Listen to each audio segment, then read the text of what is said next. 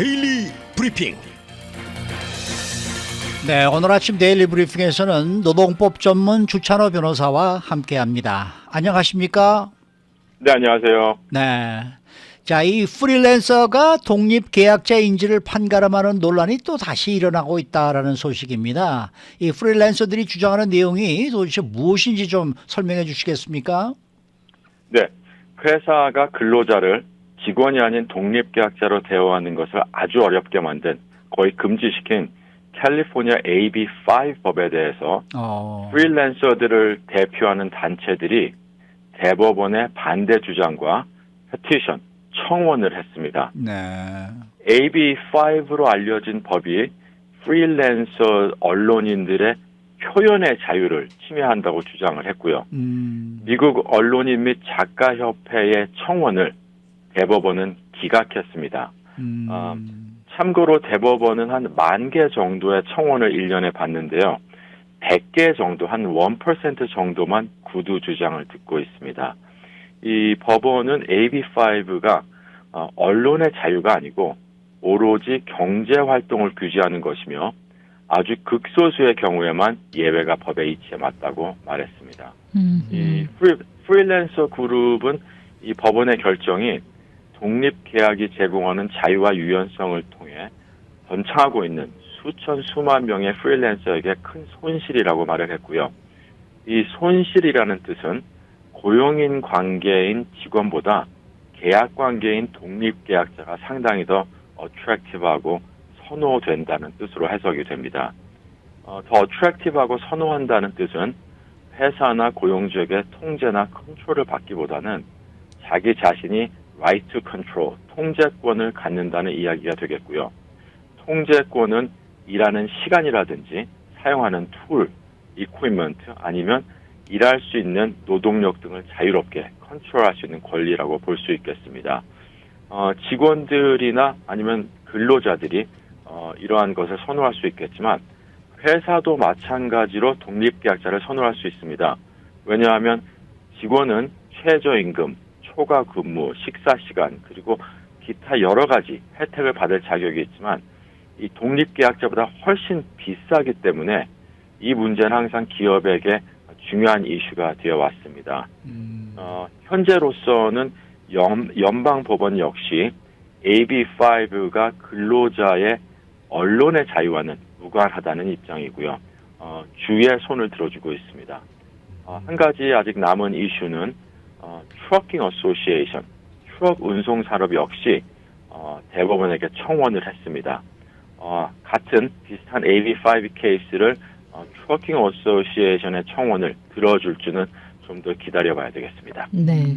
그러면은 AB5가 어떤 법인지 또 그리고 이에 대해서 캘리포니아 고용주가 이번 판례로 어떤 부분을 좀 조심해야 하는지 설명해 주시겠어요? 네.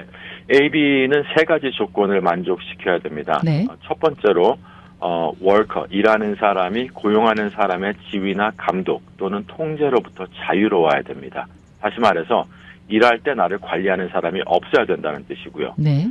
수행하는 작업이 고용하는 자의 통상적인 작업 외의 것이 되어야 되겠습니다. 예를 들어서 식당에 요리를 하러 온 워커보다는 페인팅을 하러 온 사람이 더 독립계약자로 볼 수 있다는 뜻이 되겠고요. 사업을 독립적으로 운영하거나 그런 회사에 종사한다는 게 마지막 조건이 되겠습니다. 다시 말해서 독립계약자는 자기만의 회사나 사업체가 있어야 되겠다라는 3가지 조건 중에 하나가 되겠고요. 이 3가지가 만족해야만 합법적인 독립계약자, 그리고 만족이 되지 않으면 무조건 직원으로 간주해야 되겠습니다. 다시 말씀드리지만 1099을 주는 직원, 독립계약자 계약서에 사인을 한 직원, 직원에게 회사 설립을 해서 임금 대신 계약금을 주는 관계 등등 모두가 불법이라고 보시면 되겠습니다. 여기서 회사 고용주가 준비해야 될 부분은 AB5를 반드시 검토를 하시고요. 적용 잘못된 구분된 직원이 있는지 계약자들이 있는지 검토를 하셔야 되겠습니다. 1099을 발행한다고 독립계약자가 아니라는 것, 그리고 exemption이나 exception, 면제나 예외 대상에 속하는 직원들이 있는지, 계약자들에 있는지 한번 검토하셔야 되겠습니다. 그러면은 고용주가 조심해야 할 부분은 어디가 있을까요? 다시 한번 정리해 주시겠어요? 네, 고용주 입장에서는 저희 직원이나 계약자들이 잘못 구분이 됐는지, 미스클래시파이가 됐는지 다시 한번 검토를 하셔야 되겠고요. 검토를 하는 올바른 방법은 이 세 가지 조건이 만족이 되는지 정확하게 한번 다시 확인하셔야 되겠습니다. 근데 아까 처음에 말씀하실 때 뭐 언론의 자유라는 얘기가 나왔는데 그게 왜 나온 얘기입니까?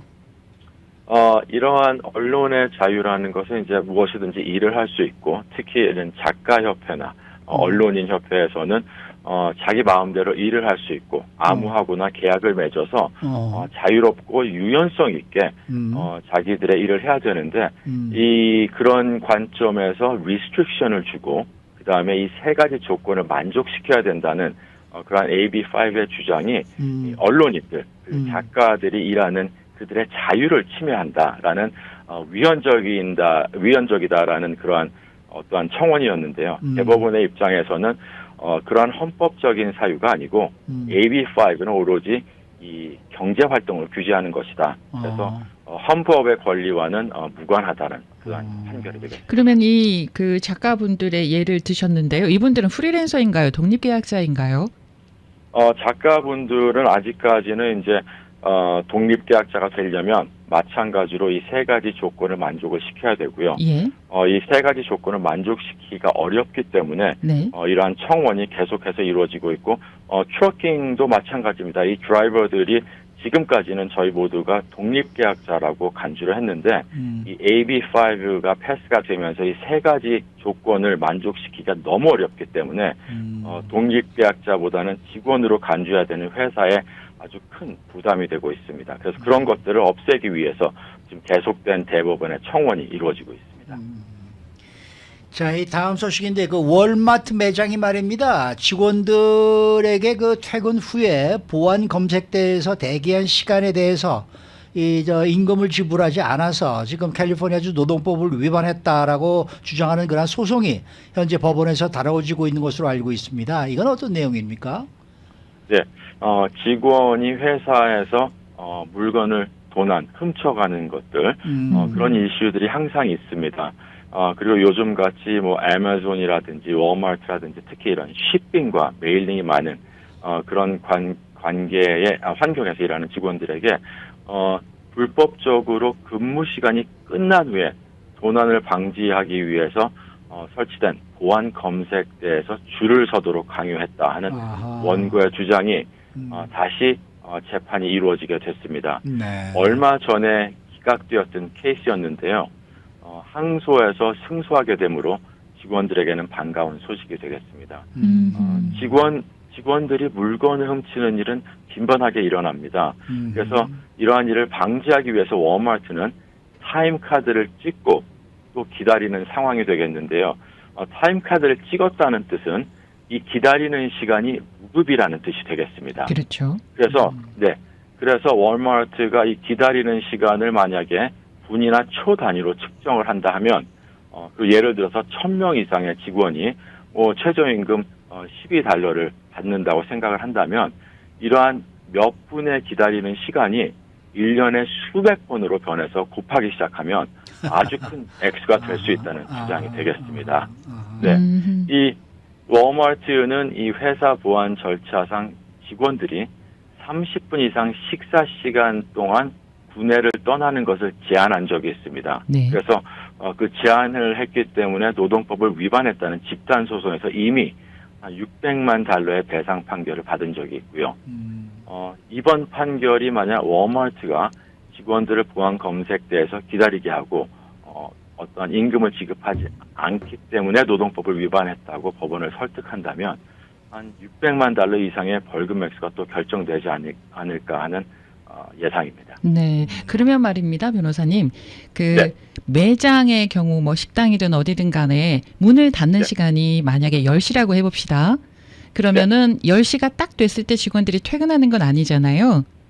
뭐 뒷정리도 해야 되고 뭐 예를 들어서 뭐 몇십 분이라도 시간이 이제 필요할 텐데 어떤 경우에는 딱 10시에 문 닫을 때 타임카드를 찍고 그 다음에 네. 뭐 뒷정리 뭐 10분, 20분 하고 퇴근하고 뭐 이런 경우들이 있다고 제가 들었거든요. 이것도 네. 거의 같은 경우이지 않을까 싶은데요. 네, 같은 개념이라고 보시면 되겠습니다. 아하, 네네. 영어로는 이제 off the clock hour이라고 얘기를 하고요. 예. 클락은 이미 찍은 상태에서 계속 연장되는 근무 시간을 논하는 것입니다. 그래서 예를 들어서 타임카드를 찍고 뭐 정리를 한다거나 네네. 청소를 한다거나 음흠. 아니면은 업무가 지속된다면 그 시간은 당연히 페이가 돼야 되는 시간이고요. 예외가 있다면 타임카드를 찍고 난 후에 개인적인 정리를 한다거나 개인적인 일을 하는 것에 대해서는 어떠한 임금을 지급할 의무는 없습니다. 알겠습니다. 자, 웨스트 헐리우드의 사업체를 운영하시는 분들이 반드시 알아야 하는 그런 노동법이 발효됐다고 하는데요. 무슨 노동법이고 어떻게 준수를 해야 되나요? 네, 웨스트 헐리우드이 제가 보기에는 아마 캘리포니아 남가주에서는 가장 진보적인 시티가 아닌가 생각이 듭니다. 네. 7월 1일부터 웨스트 헐리우드의 호텔을 제외한 정규직 직원이 있는 고용주는 매년 최대 96시간의 컴펜세리 타임오프를 제공을 해야 됩니다. 이 컴펜세리 타임오프 CTO는 우리가 흔히 알고 있는 PTO, 페이드 타임오프와 같은 개념이라고 생각하시면 되겠고요. 더 쉽게 말씀드리자면 유급 휴가라고 간주하시면 되겠습니다. 웨스트 헐리우드에 파트타임 직원이 있다면 근무 시간에 따라서 이 CTO 시간을 받아야 되고요. 이러한 의무사항이 이미 2022년 1월 1일부터는 호텔 고용주에게 적용이 되었습니다. 이 CTO는 휴가 또는 병가나 개인적인 필요에 의해서 사용이 될 수가 있겠고요. 최소 50%는 휴가 또는 개인적인 휴가로 쓰여져야 되겠습니다. 이 고용주는 새로운 정책을 구현하는 방법에 있어서 어느 정도의 유연성은 있습니다. 96시간은 직원에게 매년 일시불로 제공이 되거나 1년 내내 적립이 될 수가 있겠고요.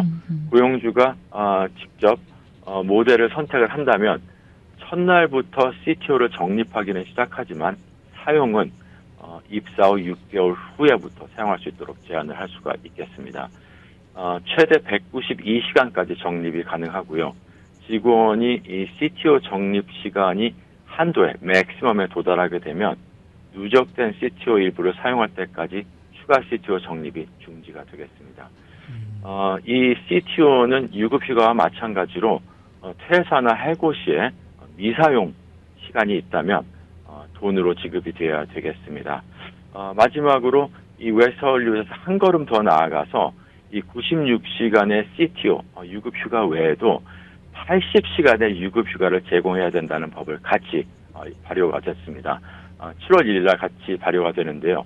직원이 가능한 모든 CTO를 소진했을 때 자신의 병가 또는 아픈 가족을 돌보기 위해서 무급휴가로 80시간까지 사용할 수가 있게 되겠습니다. 이러한 휴가 정책이 어려움을 초래할 것임을 보여줄 수 있는 스몰 비즈니스 고용주들은 이 발생한 어려움의 정도에 따라서 최대 1년은 면제를 받을 수가 있겠습니다만은 7월 1일부터 이미 시작이 됐습니다. 96시간의 유급 휴가가 제공이 돼야 되겠습니다. 그러면 96시간이 제공해줘야 되는 거는 웨스트 헐리우드고요. 네. 그러면 80시간은요? 어느 지역인가요? 80시간도 마찬가지로 무급 휴가지만 같은 시티 웨스트 헐리우드에서 같이 유급 휴가와 이번에 발효가 됐습니다. 네네. 그럼 이거는 풀타임, 파트타임에게 다 적용이 되는 건가요? 맞습니다. 오, 그럼 풀타임도 96시간, 파트타임도 96시간 같네요. 아닙니다. 같은 법은 파트타임과 풀타임에게 적용이 되는데요. 시간이 좀 달라지는 거네요. 예, 네네. 96시간과 80시간은 이제 풀타임이 되겠고요. 예. 파트타임은 일하는 시간에 따라서 프로레이시 돼서 적용이 되겠습니다. 네. 그러면 96시간은 유급 휴가고 80시간은 무급 휴가라는 얘기예요? 맞습니다. 상당히 많은 시간의 휴가가 주어지는데요.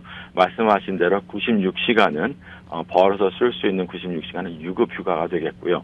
유급 휴가가 다 소진이 된다면 그러면은 80시간의 무급 휴가도 제공이 가능하겠습니다. 네. 그러니까 직원으로 일을 하시려면은 웨스트 헐리우드로 가시고 거기서 비즈니스를 하겠다고 생각하시는 분들은 다른 데로 가시고 이래야 되겠네요. 네, 비교적으로 다른 시보다 월등히 많은 유급휴가가 주어지고 있는 게 사실입니다. 그러면 이게 네. 캘리포니아 주니까 조금 더 심한 겁니까? 어떻게 보세요? 이 뭐 텍사스 같은 좀 보수적인 그러한 주는 좀 이런 게 좀 덜합니까? 제가 보기에는 캘리포니아가 가장 앞서 달리는 그러한 주가 되겠고요. 마찬가지로 캘리포니아 안에서도 이렇게 웨스트 헐리우드처럼 샌프란시스코 근처의 지역 역시 이러한 LA보다 더 많은 유급휴가와 더 많은 유급병가를 권장하고 있는 게 사실입니다. 네. 제가 알기로는 휴가는 그 고용주의 네. 권한이고 줘도 되고 안 줘도 되고 뭐 이렇게 알고 있었는데 웨스트 헐리우드는 이게 법적으로 규정이 되는 거네요. 네, 규정이 됐고요. 네. 베케이션이라고 단어를 쓰지 않았고 예. 컴펜세리 타임업 CTO라는 단어를 씀으로써 의무 사항이 7월 1일부터 이미 되었습니다. 네. 이게 다른 지역으로 파급 효과가 앞으로도 있겠습니까?